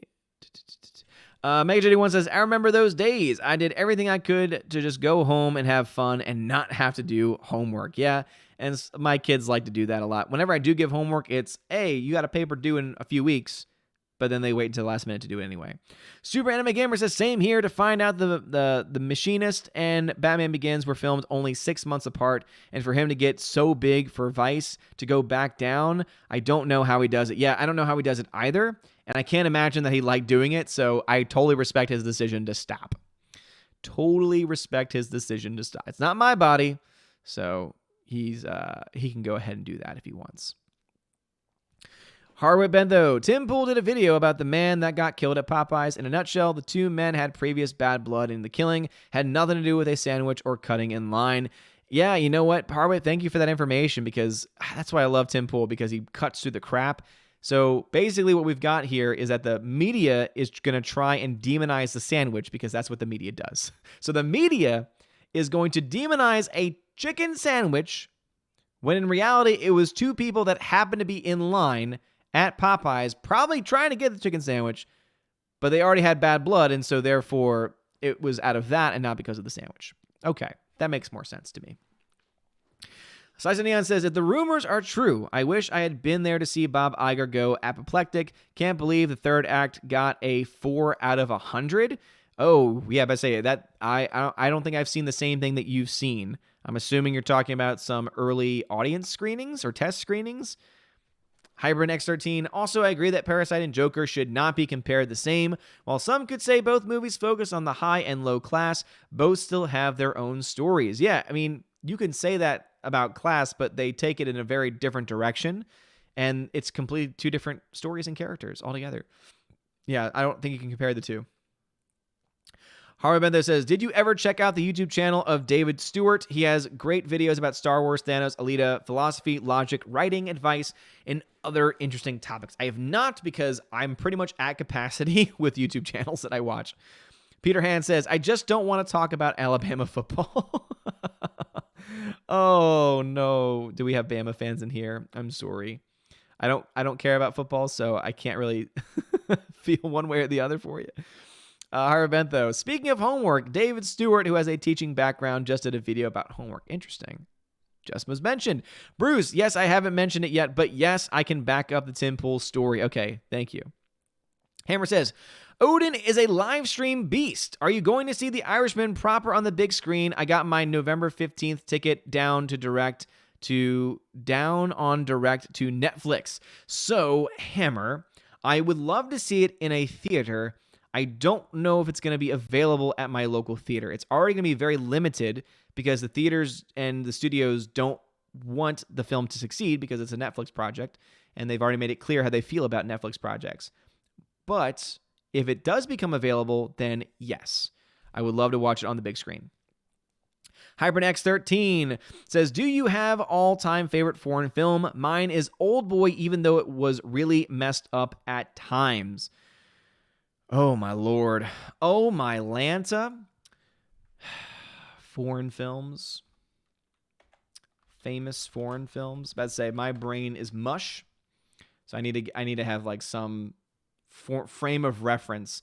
I'm going to go, okay, I just thought of one. I'm going to go with Seven Samurai. Seven Samurai, I think, is my all-time favorite foreign film. It is a classic. It is, again, it's just an amazing film. It set the stage for so many other movies.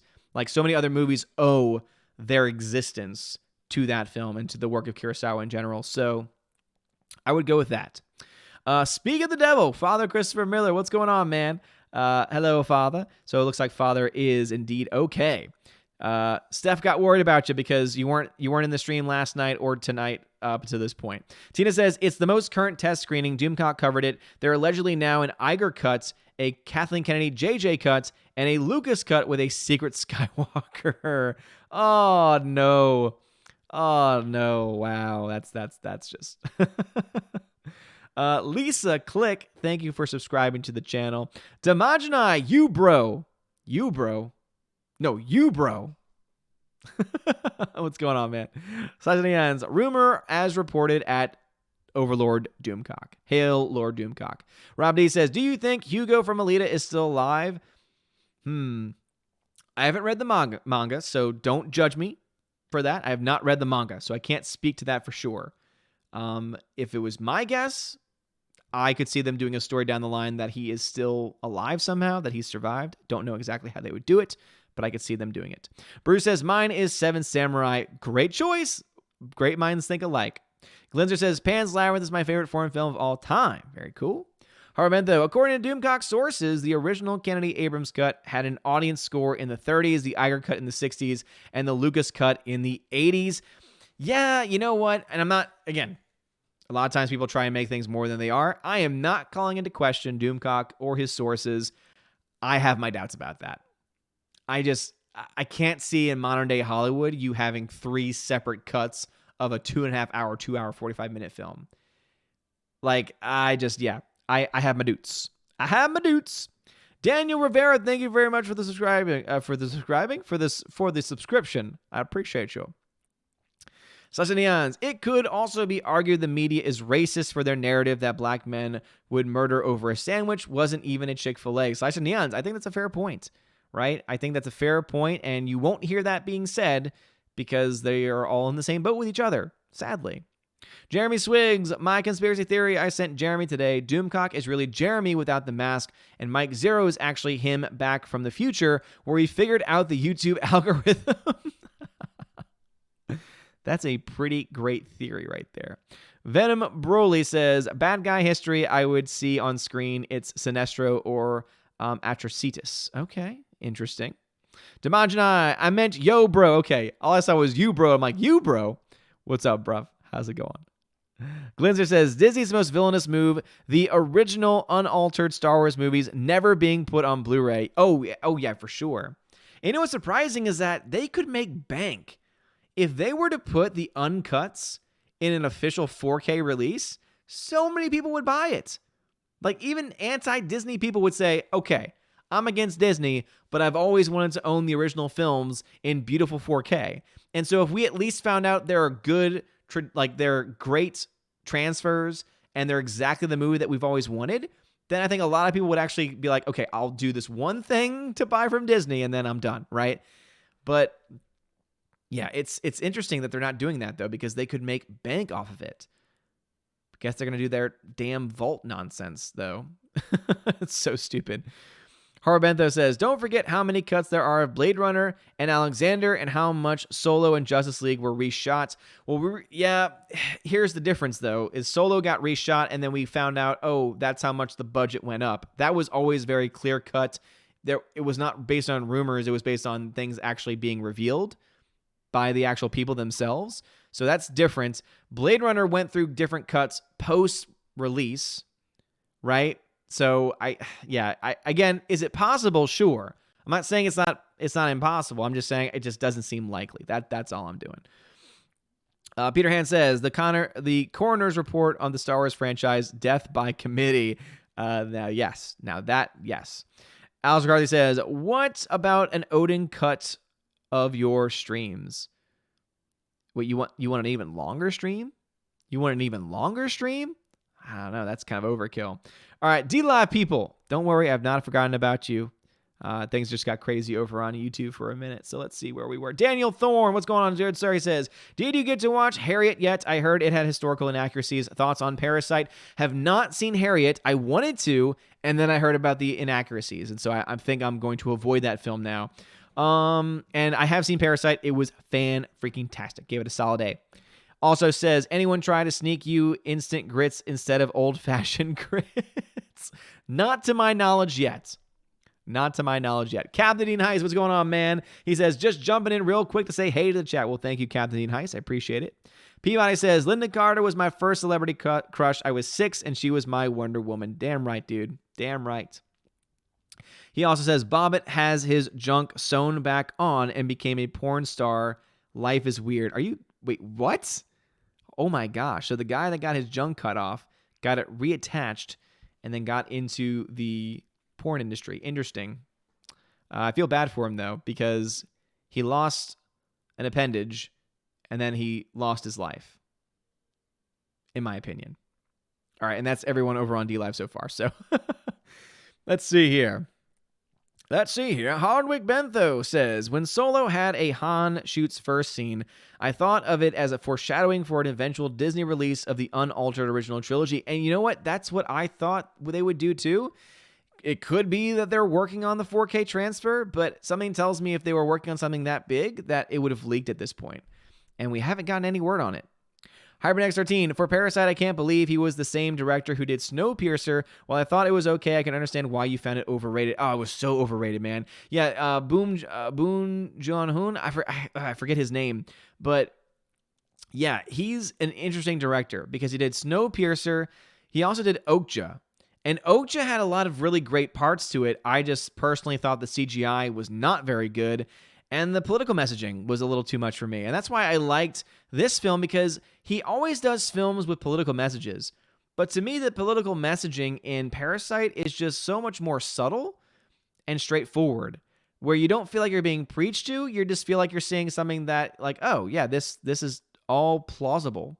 This could all really happen, like, and so that's why I enjoy it so much more. Rob D, I've heard the original cuts of the original trilogy are lost to history. They're basically destroyed, so I've heard. Well, that's the only thing I can think of that would keep them from doing it, that George Lucas, when he recut them, destroy the originals, which I would hate to see. But the only thing that makes me think that's not true is because think about how many theaters got the 35 millimeter prints of the original movies. You would have to then say that not a single print of the film survived. And I don't believe that. I don't believe that there aren't any prints left. And one of the major selling points for me of that is the fact that we've got things like the Harmy's Despecialized Edition or any of the Despecialized Editions of the movies, because they are so well done. It looks like the actual movie itself. And that's not just using the Blu-ray from the newer films. It's using also older quality stuff from DVDs, etc., where they did at some point have the original cut of the film on there. So something tells me that it still exists. It's just probably harder to find, I'd imagine. Mark Lazur says, my favorite foreign film is The Wig, a South Korean film about a haunted wig. What? What? Crazy. Hyper X13, also good choice with Seventh Samurai. Awesome. Let's see. Awesome movie. I think both Todd Phillips and Bong Joon-ho, that's what it is, have subverted expectations this year, unlike Star Wars and Woke Fate. I think you're right about that. Venom Broly, I checked Wiki since I know only the OAV of Gunham, but it seems in the manga, Hugo is dead, no comeback. Spoiler warning. Don't spoil Venom. I was making a legitimate thought, and now you spoiled it. How dare you? Captain Wingster, Odin, you're overrated. Also, hello. Well, thank you, Captain Wingster. Yeah, it looks like Brad Noble, for those that have been here for a while, Brad used to be the pet troll that we had. Captain Wingster, I think, has taken over that role. Brad, wherever you are in the world, you are no longer my pet troll. Captain Wingster, you are now the pet troll. Shinville, Terminator, my fate is looking rather dark. Joker, why so woke? Glinzer says, original cut of Star Wars Trilogy is on my DVD. They just sell for a lot. Yeah, that's right, because that is it was a DVD cut of the film where it had the special edition, and then on, I want to say it was the second disc in like 4x3 in a very, very poor edition. They have the original cut of the film too. I remember watching the Harmy's Specialized biography, or what was it called? The making of the process and the different cuts that they used. And I remember that being a primary cut that they used because it's the only digital version of the original cut of the film that they have. But they have a lot of post-processing to do to fix it.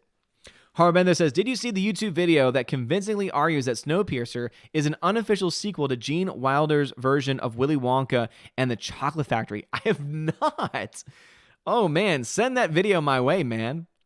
Super says, Bong Joon-ho is the director's name. Yes. Thank you. HyperNex13 says, you know what else is overrated? My mom, regular show reference. I've never seen the regular show. Captain Wingster says, I will claim that honor, my lord. Yeah, you better, Captain Wingster.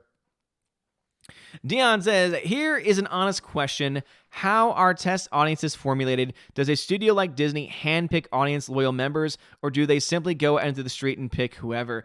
I don't think it's completely random, Dion. I think that for films like this, that are obviously going to be very secret heavy, it's probably going to be employees, people that they can sign NDAs with, so that they don't reveal anything about the plot. That's what I would imagine it would be. I can only imagine it's going to be a very small group of people. In usual circumstances, the way test audiences work is that it's random people from the street. And I've actually been to a test screening before. I actually went to an early screening of Ben Stiller's movie, Tropic Thunder. And it was actually really cool because it was when I was living in New York going to college. We found out about the screening. Ben Stiller showed up. We didn't know he was going to be there. He showed up to introduce the film. And he was like, just thank you all for being here to be a test audience for us. And basically what they did was during the entire movie, they had two guys in the front that had like night vision goggles on, watching us to make sure we weren't filming the movie. And then they were basically keeping track of, were we laughing? When were we laughing? Etc. And there were it was an early cut, or it wasn't like a very, very, very early cut of the film, but it wasn't perfect, right? There were still some issues with the editing process because it wasn't a final product yet. But yeah, so for that one, it was just they were outside of the theaters giving out saying, hey, call this or sign up for this to get access to an early screening. That's how test audiences usually work. But for something like Disney, I can only imagine that it's probably a lot more secretive. So, all right. Let us see here.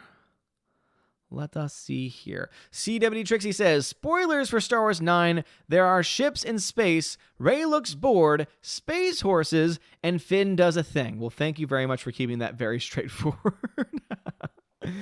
Let's see. Charles Pollock, thank you for subscribing to the channel. John Burkett, thank you for the $2 super chat, says, hit that like button. Yes, please. Guys, we're almost at 500 people. So for those that have not been watching, we've been hitting some milestones on the channel recently. I don't know what's in the water. I really don't know what's going on. But we had 2 streams ago, we had about 400 people. That was amazing. And then we actually hit 400 people, got more than 400 people last stream. And now this stream, we're actually getting close to 500. This is insane. Please smash that like button. Really, really does help me out a lot. I don't know what's going on, but thank you for being here. If you're just finding the channel, subscribe, hit the like button. I really would appreciate it. Slice of Neon says, have any weird boss stories? Mine right now, Ban's whistling since he feels it's a sign of mutiny. Odd, eh? Wait, it's a sign of mutiny? So Slice of Neon says his boss has banned people from whistling because he thinks it's a sign of mutiny. Are you on a boat? Are you on a ship? Are you a first mate? What? Why would someone be worried about mutiny unless they were a sailor in the 18th century or something, man? I have a great boss story. So when I was younger, I used to work at I did summer camps for a long time. One summer camp I used to work at, though, was a tennis camp. Yes, I played tennis, and yes, I taught kids how to play tennis. It was actually a lot of fun. But my boss at the time hired me probably when I first started working for him part-time over the summer when I was about 14 or so, which is much younger than when you're allowed to be paid. And so what he would do is he would get people like me and my best friend at the time who had played tennis, had gone to the camp as campers, and had just gotten to be too old to actually go to the camp. And he would hire us to be workers. The best thing about it, though, and this is where the story comes in, is that it was so sketchy. Thinking back on it now, at the time, I was like, oh, this is awesome. He paid us under the table. So we didn't sign anything. We didn't fill out insurance forms. It was not official at all. It was mostly just hey, I need you to work. Okay. I'll pay you $9 an hour. And at 14 years old, getting paid like $9 an hour, you're like, oh, damn, that's pretty damn good. And so we got paid every week in cash. And he would always be like, he's like 20, 40, 60. He was from like Argentina. That was probably not a good Argentinian accent, but oh my goodness, it was fantastic. So at the time, I didn't see any problem with it. I was like, this is great. This is awesome. I'm getting money at a young age, and it's cold, hard cash. Looking back on it, I'm like, oh my God, that was a lawsuit waiting to happen. And thank God no one got injured because we didn't have any papers. And I don't know what he told the country club that he worked for to allow that to happen. But oh yeah, it was, good times. Good times. Grandmaster Yoda says, it said that episode 9 have cost Disney over $600 million. Then they need match Last Jedi go in 0. Please give us Solo 2.0. So again, Grandmaster, we don't have the numbers yet, but based on my estimates, it seems that it will cost around $600 million when you add in marketing. So yeah, it needs to make at least $1 billion. And Last Jedi made $1.3 billion. So again, we'll have to wait for that number to come out. And it will. Harabenther says, from what I've heard, George Lucas was telling a half-truth when he said the original Star Wars negatives no longer exist. They apparently exist, but are cut into many pieces. Yeah, and also keep in mind that he might be talking about the original negatives of what the film was shot on. That doesn't mean that they don't have any more of the actual film reels of the final product, which you can still use, right? They might not be in the best shape, but you can at least still use them. Venom Broly says, in Alita 2, they could not follow the manga. If a sequel made bring him back, there are already a lot of differences between Alita and Gun OAV, supposed to be the same story. But from what I heard that the differences are subtle. It's not major differences, but I could be wrong on that. I've never read the manga, so I could not speak to that myself. I could not say at this time. Yeah, we're getting so close. We're at 495 people. Oh my. Guys, we just passed 500 people watching. Holy crap, everybody. Thank you for being here. Is Jeremy live streaming right now? Because I figured that everyone would be watching that tonight. I would have been watching that if I wasn't streaming right now. Oh my goodness. Thank you so much for everyone being here. Please smash the like button. My goodness. This seriously means so much. Thank you for everyone being here. Thanks to all the new subscribers, to all the people that have been here for a long time, for everyone that's put up with my nonsense. Seriously, it's just, oh my goodness. This is insane. This is insane. You're amazing. Mr. Peabody says, can jump in my tank, can always use more petrol. More petrol, yeah. Oh my goodness. Well, thank you for being here. Wow. That's insane. Please smash the like button, though. I really would appreciate it. All right, let me see. Where did I leave off in the chats? I'm not as far back as I thought I was, that's for sure.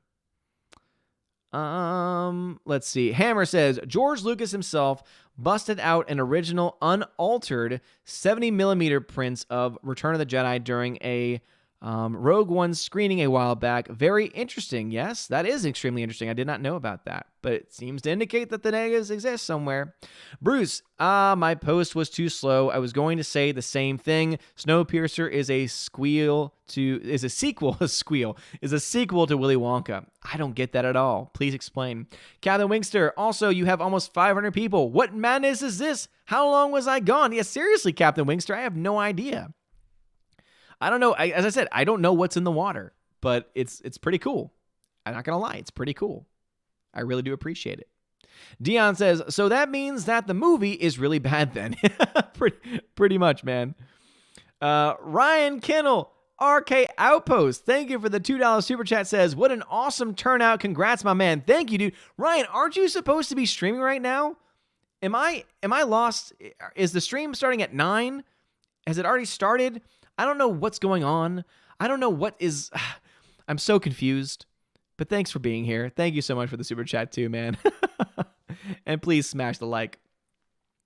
Alice McCarthy says, you're breathtaking, and I am near the part of Hobbs and Shaw you told me about. What should I look for? Because I haven't found it on here. So what I was pointing to is that the movie clearly ends, and then all of a sudden they go to Samoa. That's what I meant by the ending. The movie ends, but then it just keeps going when they go to Samoa. Like, they could have ended it where they did, because he could have gotten killed and would have been fine, but they're like, no, we need to spend 30 more minutes in Samoa, and it's stupid. And now everyone's leaving, of course. Let's see. Captain J-Rod, the beer guru, over on DLAS says, the original Star Wars films are being preserved at the Library of Congress, so there is that. Well, there you go. Captain J-Rod coming in, man, dropping some truth bombs. Original Star Wars films are preserved at the Library of Congress, so hey, it looks like that is indeed what's going on. RR, thank you for the $1 super chat, says, congrats on 500. Mjolnir, smash the like button. Yes, Mjolnir, smash that like button, please. Simple request. As Jeremy likes to say, simple request from a simple man. Oh my goodness, this is insane. Glinzer says, will Hollywood studios ever follow the Netflix strategy of streaming a movie before its theatrical release? That is where we're going, Glinzer. I think that what you'll soon see in the next 5 years or so from places like Disney is that they're going to say, hey, we're going to offer you the chance to see this movie. You just need to pay a $10, $15. They could charge whatever they want, saying, if you pay this amount of money, you get to see it early on the streaming service. You don't have to go to the theater or anything. That's the future of streaming. That's the future of movies, too. That's why theaters need to start modernizing and incentivizing people to go. And unfortunately, a lot of the studios, or at least a lot of the movie theaters, aren't really doing that. Sean E., thank you very much for the $5 super chat, says, sorry for the smart Alec comment earlier about my $1 movie. Joker is an excellent film. I enjoy most of your Phantom Menace content. Cheers. Well, Sean E., thank you very much, man. I appreciate it. And hey, no need to apologize, man. And Angel Cortez, thank you for the $5 super chat, says, I'm a fan of yours and I support hashtag release the Snyder Cut movement. We was trending last night on Twitter. Well, congratulations for that. On that, I'm not a part of that movement, but I just want y'all to be happy. so we can. It's gonna sound mean. I just want to hear it. I just don't want to hear it anymore. I just want to stop hearing about it. So please release the damn Snyder Cut so that we can just move on. That'd be great. HyperX13. That Snowpiercer and Charlie and the Chocolate Factory conspiracy theory sounds hilarious. It really does. And I bet they dive into the weeds with that one. And I bet it's amazing. Harvard Bentho, do you think the spoiler for the Star Wars universe in the first episode of The Mandalorian could be whether or not Boba Fett is alive? They could go in that direction. I think it's clear that he's dead. At least movie-wise. I know in like what the EU or the comics, they say he's still alive or he makes it out of the pit. But I think movie-wise, he was still. Let's see. Captain Wingster had a comment before the chat jumped on me, which is, oh my gosh. I was doing so great too. I was caught up on everything. And now all of a sudden it's just, oh my goodness. All right. Captain Wingster says, my first job at 16 was a golf range and I was paid under the table to $10 an hour. Hey, that's good pay though. All right, everyone got excited for 500. We're now under 500, but that's okay. We hit it. It's official. It's happened. So thank you all for being a part of channel history, because that is indeed channel history for here. It's the first time we've ever hit 500 viewers on the Odin's Movie Blog channel show. Gotta change that name. Peter Han says, if you get 1,000 likes, will the stream crash? Don't think we'll get there, because we're halfway audience-wise. But no, I believe that was just a phone issue, and it was Jeremy's phone's issue. Mark Lazar says, never knew Odin was a tennis prodigy. Was definitely not a tennis prodigy. I was competent at it. I could still play. I'm not great, but I could play a game for leisure. Not for competition, but for leisure. Tina says, good for you, Allfather. Well, thank you, Tina. Super says, woohoo, congrats, thank you. Bruce, Odin hitting the big time. Kiga Rogers says, unsubbing now. Aw, thanks. Rob D, Jeremy Hader stream starts in 24 minutes. Ah, that's why. Hound 3000, rather kiss you than pressing the like button. That's weird. John Early, Allfather, can you talk briefly about the PC stuff in James Bond film GoldenEye? I don't think there really is a whole lot of PC stuff in that movie. I love GoldenEye. It's one of my favorite James Bond movies, and it's also one of the greatest games of all time. Don't go after that film, man. Don't you dare.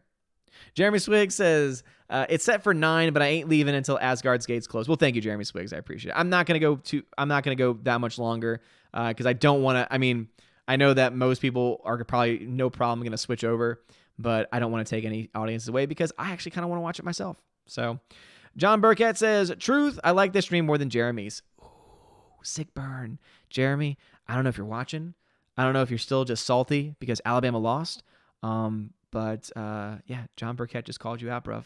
Just called you out.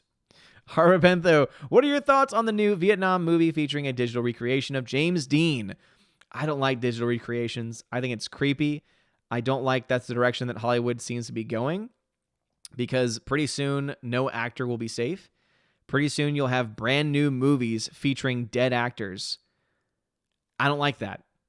I think that there's a moral question when it comes to doing that, and they're going to keep it very limited for now, but you could totally see them, if it's successful, them trying to do that in a lot of different areas, and I don't like it. I didn't like it when they did it for, was it Rogue One? When they brought that actor, essentially brought the actor back from the dead with the CGI, which never looked quite real. I don't want them to do it. I do not want them to do it at all. Was it Rogue One or no? I think it was Rogue One. Jeremy Swiggs, I told you complete us. Thank you, Jeremy Swiggs. Grandmaster says, looks like the SJWs have given up on Joker. Thank God, because they have never looked more stupid. Yeah, I mean, it's made a crap ton of money.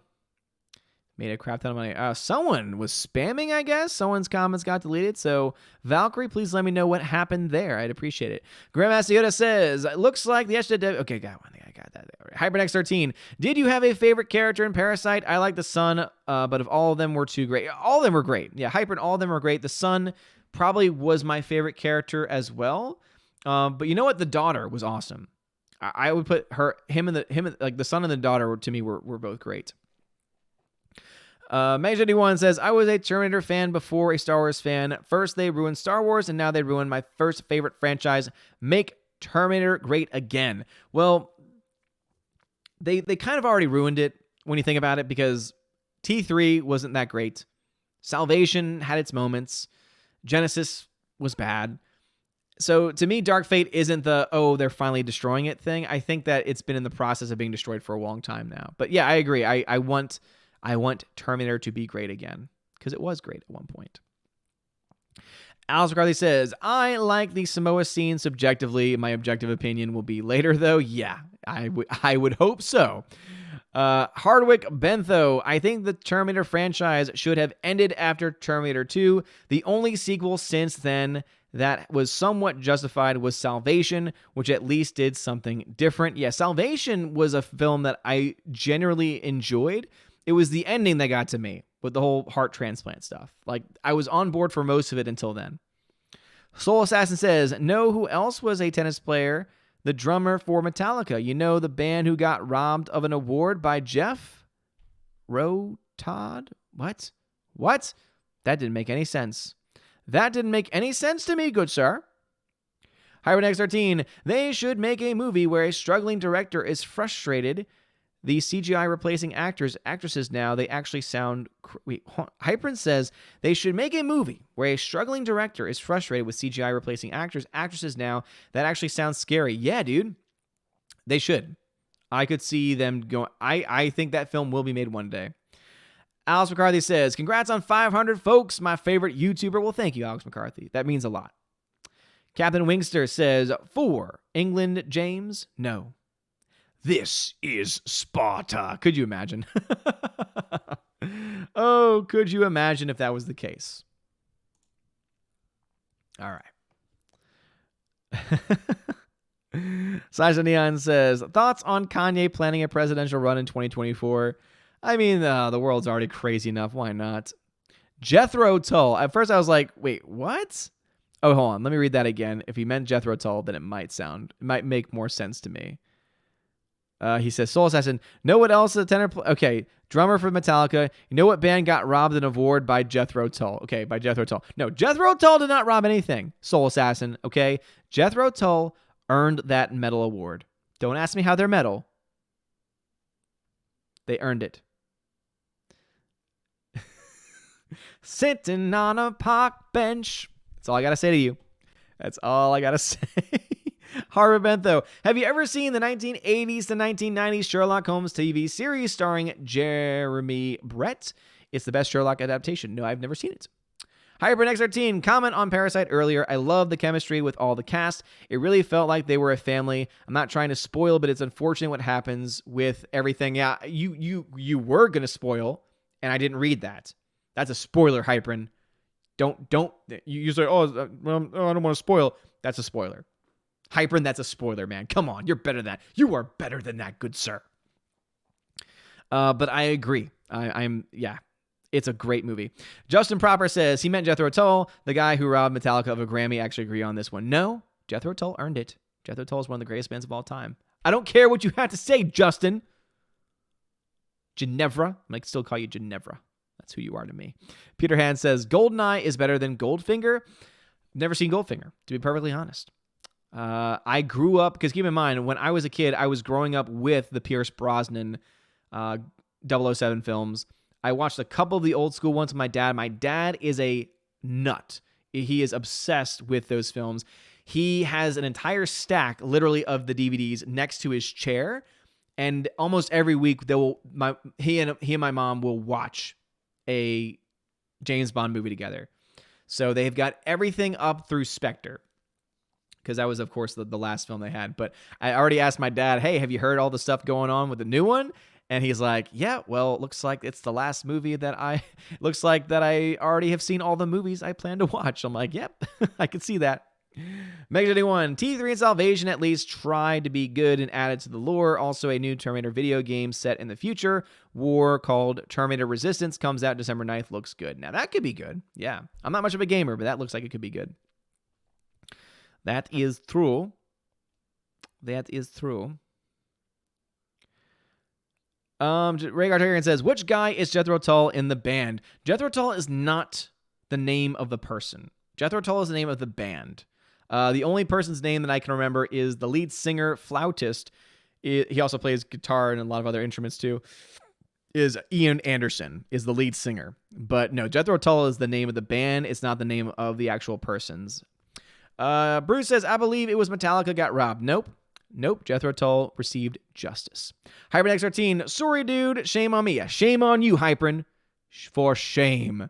Should make you walk naked in the streets just like in Game of Thrones before it got bad. Keg 44. Jethro Tull, flutes are made of metal heavy. That's right. Keg 44. Jethro Tull, flutes are made of heavy metal. Damn right. Damn right they are. Rob D says, what's your stance on open mat movies? Do you like or hate them? Open mat movies. What are open mat movies? A filming technique involves matting out the top picture of the film frame. So wait, do you just mean... Okay. Because I've never heard it mentioned. So open mat is a filming technique that involves matting out the top and bottom of the film frame in the movie projector, known as soft mat, for the widescreen theatrical release, and then scanning the film without a mat at Academy ratio for a full screen video. So I want the full picture. Whatever the director originally intended for the film, that's what I want to see.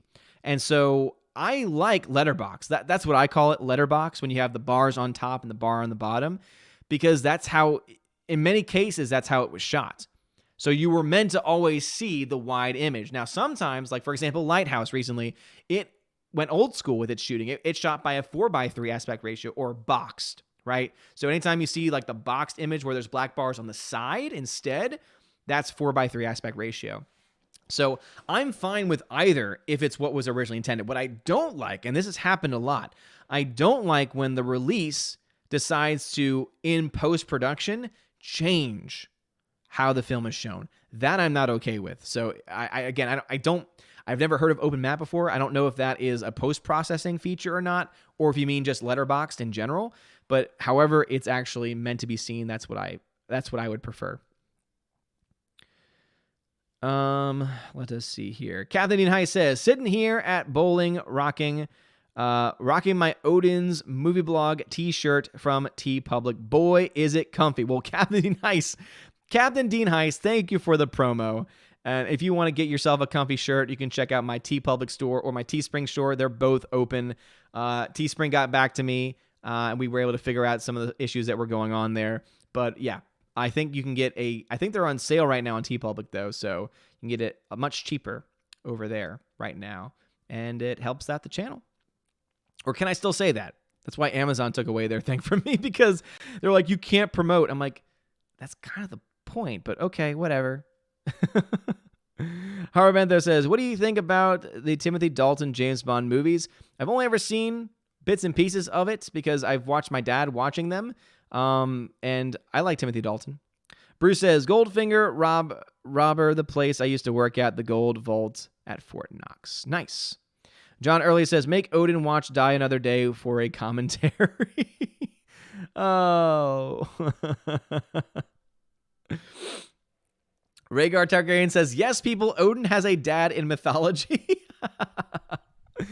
Alice McCarthy, go marathon James Bond. They're all on Hulu. I own them all on DVD and Blu-ray. Well, thank you for letting me know they're all on Hulu because when I have the time, Glinzer, Daniel Craig should play more bad guys like he did in Excellent did in Road to Perdition. Yeah, I would like to see Daniel Craig kind of branch out a little more. I think that'd be awesome. Grandmaster Yoda says, don't forget the Trainist of Mercury next week. It's on Monday. Find out in the U.S. Wow, 13 years to the next time. Okay, so I'm assuming that the planet Mercury is going to be visible. That's what I got from that. I have no idea. Jeremy Swiggs, that's sweet. They make time every week to spend together. Yep, absolutely. Yeah. 70B left you the screenshot of what happened with the timeout. Thank you. It looks like he came back too. Howard Bentho, did you know the American actor Barry Nelson was the first screen James Bond? He starred in 1954 half-hour TV version of Casino Royale, in which Bond was portrayed by an FBI agent. Interesting. Sassanians, you would be my favorite YouTuber, but Stephanie B is just so much prettier. Nothing personal. Hey, I respect that. Let's see. Glinzer says Open Mat makes 4x3 look 1.85 when they're really just cropping. Yeah, Glinzer, I don't like when cropping. So yeah. Thank you for clarifying that, Glinzer. I don't like when they in the post-production crop a film. I want to see what the director originally wanted from the movie, not what the studio decides, right? Or if it's because it's on a television screen, they have to. Yeah, I don't like that. Hybrid X13, fool of a chook. Throw yourself in next time for spoiling from some stupidity. Yes. That's exactly what I said to you. Tony Garrett says, have you seen the short film 2081, A Glimpse into the Woke Future? No. Sounds interesting, though. Rob D, I figured you would have heard of open mats. A lot of people don't like them because it shows what wasn't meant to be seen, like a boom mic. Yeah, Rob D. Yeah, as I said, I'd never heard of that concept before because I understand the concept of letterboxed and 4x3 of the aspect ratios, right? But yeah, I've never heard of it. I've never heard it mentioned in that way before. You learn something new every day. Howard Bentho, Mission Impossible Rogue Nation was almost the exact same movie as Spectre, except much better. The plot similarities were striking. MI has taken the place of the new Bond for me. Yeah, seriously, Mission Impossible has been on a roll lately, for sure. Tina says, whoever mentioned that about Barry Nelson as Bond, I saw that episode on YouTube. They made him an American Jimmy Bond. Alice McCarthy then says, top 5 Bonds for me are GoldenEye, Living Daylights, Goldfinger, Spy Who Loved Me, and Skyfall. Skyfall is an excellent film. Casino Royale, though. I'm amazed that Casino Royale is not in your list, man. Casino Royale, I think, is the best modern Bond film that we've gotten so far.